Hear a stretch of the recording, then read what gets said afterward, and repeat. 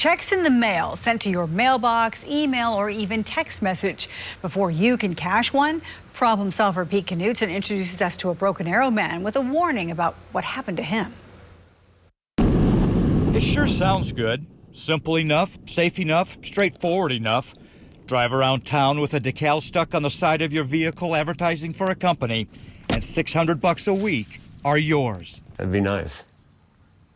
But it ain't gonna happen. Randy Clark found that out the hard way, the expensive way, and yes, Randy admits, the embarrassing way. I'm not an idiot, but yeah, it makes me mad. Makes him a little emotional too, left shaking his head.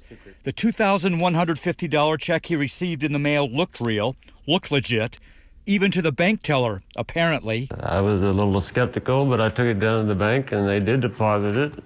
The funds were available the next day. I thought, hey, maybe I could make a little money, you know. Especially since Randy says he's on disability, on a fixed income, with a growing, always eating teenager to raise. So when a second, similar check arrived the very next day, he took it to the bank as well.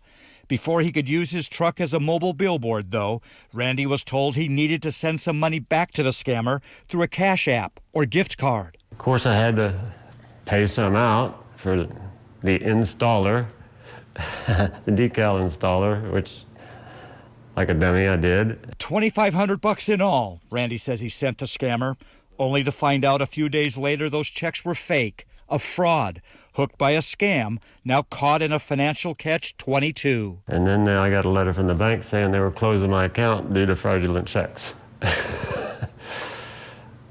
And $2,500 in the hole. And not able to open another bank account anywhere until he pays the money back. All the while, more scam attempts hit Randy every day.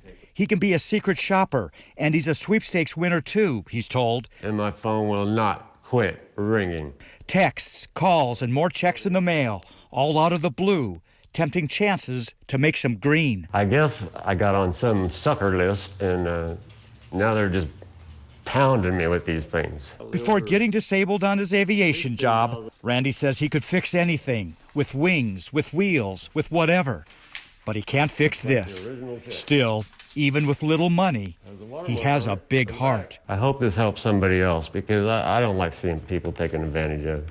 And I'm usually not that gullible. Randy wishes his bank had warned him when he deposited those checks, but they can look real to anyone.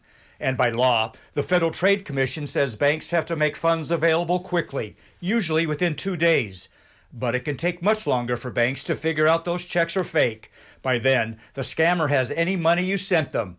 And like Randy, you're stuck paying the money back to the bank. Pete Knutson, 2 Works for You Problem Solvers. It's a terrible situation. Now, if you fall victim, the Federal Trade Commission wants you to report it to help fight scams. We have a link to help you do it on KJRH.com.